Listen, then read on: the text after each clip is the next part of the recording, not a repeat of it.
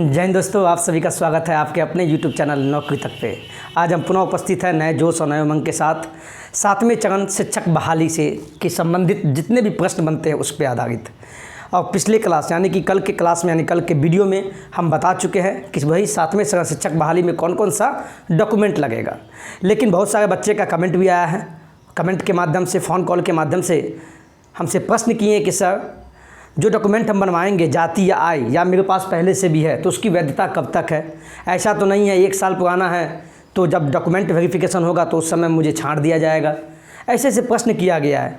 तो इस पे आधारित जो आम अभ्यर्थी हैं जो अभी लगे हुए हैं कि जो भी डॉक्यूमेंट नहीं है उसको बनाने के प्रयास में लगे हुए हैं कि ये डॉक्यूमेंट सब हम बनवा लें, तो उसके मन में भिन्न भिन्न प्रश्न भी है, विभिन्न प्रश्न है जिसका हम आज समाधान करेंगे और प्रयास करेंगे कि आपको ज़्यादा से ज़्यादा समझ में आवे।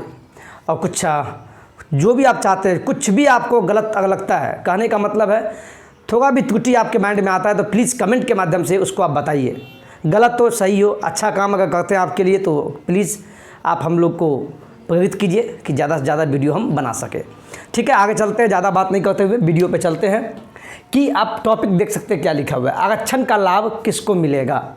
यह आरक्षण का लाभ किसको मिलेगा, किस चीज़ में भाई, हम फिर से बता दें।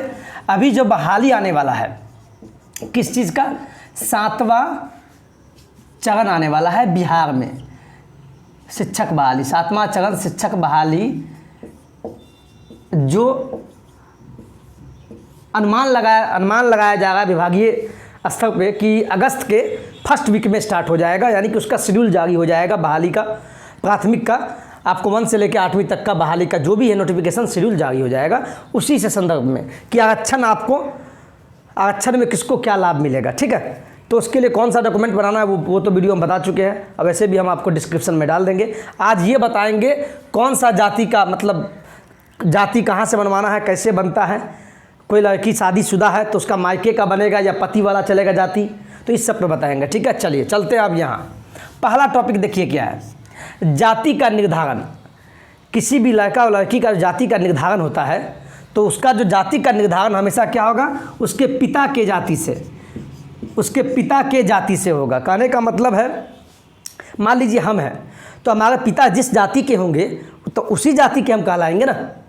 उसी प्रकार मान लीजिए कोई अभ्यर्थी है जिसकी शादी हो चुकी है तो वो तो दूसरे जगह चली गई, जहाँ भी शादी हुआ हो, तो उसका जो जाति का निर्धारण होगा क्या उसके पति के आधार पे होगा या उसके पिता के आधार पे होगा, तो उसका भी पिता के आधार पे ही होगा। महिला अभ्यर्थी भी है, अगर जाति नहीं बनवाई हुई है तो वो अपने मायके यानी अपने पिता के यहाँ से बनवा ले। ठीक है, यानी यहाँ पे पति वाला नहीं चलेगा। समझ में आ गया। अब आते हैं सेकंड टॉपिक, जाति प्रमाण पत्र की वैधता कब तक होती है। तो आप दिमाग में सेट कर ले कि जाति प्रमाण पत्र की जो वैधता होती है वह लाइफ टाइम होता है, जीवन पर्यंत, लाइफ टाइम अब हो गया है, लाइफ टाइम। और जाति प्रमाण पत्र कैसे बनाना है आप कहेंगे कमेंट में, तो उसका भी हम वीडियो बना देंगे कि सर कैसे बनाना है, ब्लॉक से कैसे बनता है, सब बता देंगे आपको हम।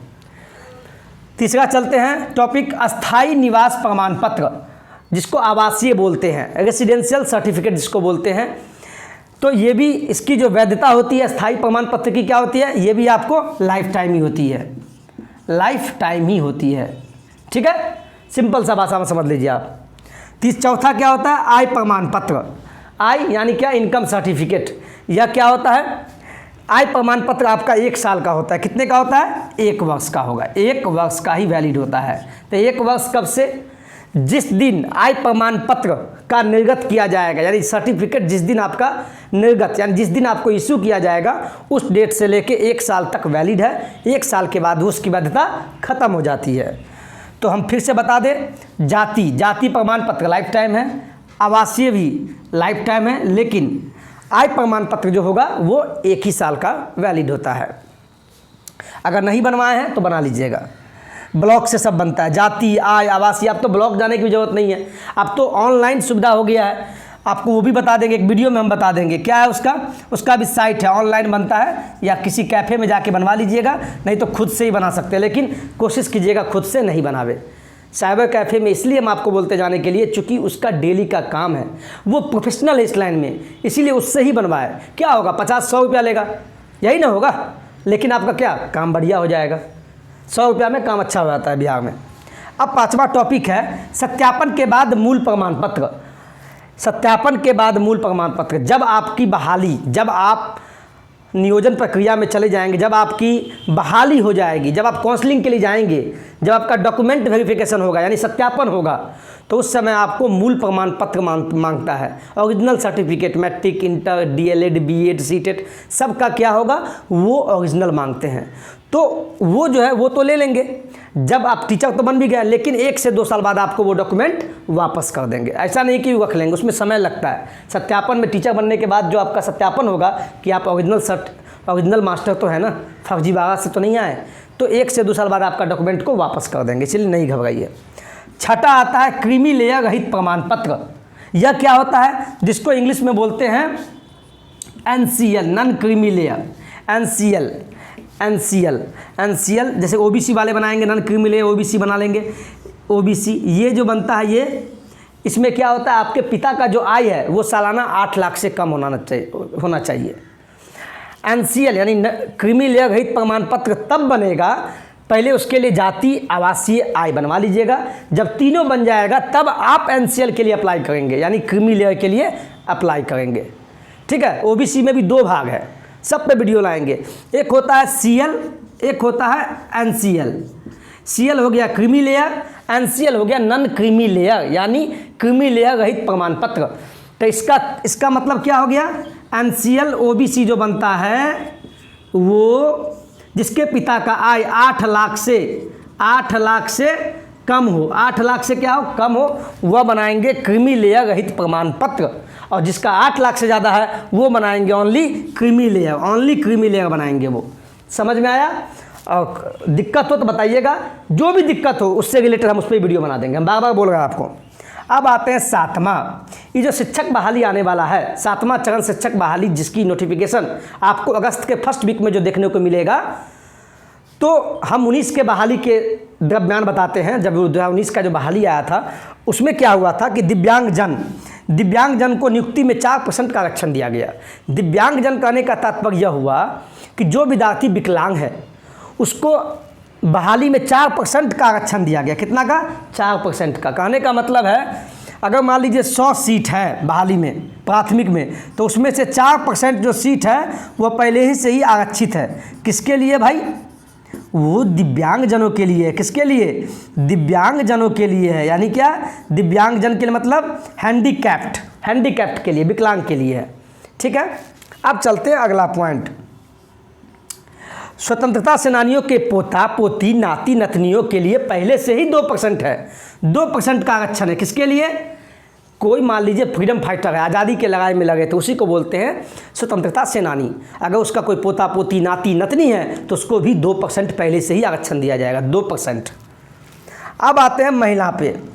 बिहार सरकार में क्या कहा गया है कि महिलाओं को अगर वो सरकारी नौकरी में भागीदारी करती है तो उसको कितना परसेंट, 35% का आरक्षण दिया जाएगा। कितना का, अगर कोई महिला हो, कोई जाति से हो, जनरल, OBC, SC, ST, कोई हो, किसी वर्ग का हो, उसको 35% आरक्षण दिया जाएगा। किसको, महिला को। अब आते हैं last and the note the list, ये VVI है, वेरी इंपॉर्टेंट है। क्या लिखा है, SC, ST, EBC महिला अभ्यर्थी को 3% अलग से आरक्षण दिया जाएगा। किस को भाई दिया जाएगा, महिला में। मान लीजिए कोई महिला है, ठीक है, कोई महिला है, वह चाहती है कि शिक्षक बने, लेकिन महिला क्या है, या तो SC होगी, शेड्यूल कास्ट, शेड्यूल ट्राइब है, या EBC में आती है, अत्यंत पिछड़ा वर्ग में, तो उसको कितना परसेंट, 3% अलग से आरक्षण दिया जाएगा। देखिए वैसे भी देखिए महिला को 9वां पॉइंट में देखिए, महिला को तो पहले ही से 35% का आरक्षण है, 35% का आरक्षण तो पहले से ही है। लेकिन अगर उसमें भी अगर SC ST या EBC है तो इसमें 3% आरक्षण और दिया जाएगा, यानी 38% का आरक्षण मिल जाएगा। किसको, SC ST EBC महिला को 38% का बिहार सरकार में आरक्षण मिलता है शिक्षक बहाली में। समझ में आया। देखिए महिला अभ्यर्थी कितना फ़ायदे में है। एक तो 35% का आरक्षण तो ऐसी ले ली शिक्षक बहाली में, और उसमें भी अगर मान लीजिए SC ST या EBC कैटेगरी से आती है तो उसको 3% अलग से दिया जाएगा, जिसके कारण उसको 38% आरक्षण हो जाएगा। मान लीजिए अगर 100 सीट है शिक्षक बहाली में, अब कोई महिला मान लीजिए ईबीसी से आती है या एसटी से आती है, तो 100 में से 38 सीट इसी लोग को दे दिया जाएगा। किसको? महिला अभ्यर्थी यानी SC ST और ईबीसी को दे दिया जाएगा।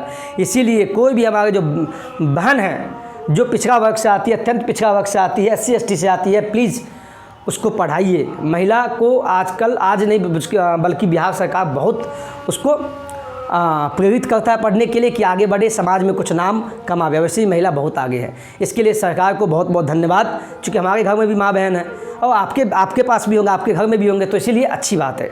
ये सरकार का अच्छा कदम है जो महिलाओं को बहुत सपोर्ट कर रही है। ठीक है, तो ये सब डॉक्यूमेंट जो है आप बनवा लीजिए। पीछे वाले वीडियो में हम बता चुके हैं, और इसमें कुछ भी त्रुटि अगर आता है, आपके दिमाग में कोई भी कन्फ्यूज़न है, तो प्लीज़ बताइएगा। आप अगर कमेंट नहीं करते हैं तो फिर हमको दिक्कत इसलिए होगा कि वीडियो हम किस टॉपिक पे बनावे। हम तो बना लेंगे, हमको पता है, लेकिन आपकी समस्या को समाधान भी करना मेरा फ़र्ज़ है। ठीक है, तो उम्मीद है कि वीडियो अच्छा लगा होगा आपको, और इसी तरह मेरा प्रयास रहेगा कि आपकी समस्याओं का समाधान करें। चलिए ठीक है, वीडियो को लाइक से सब्सक्राइब कीजिएगा। जय हिंद, जय भारत।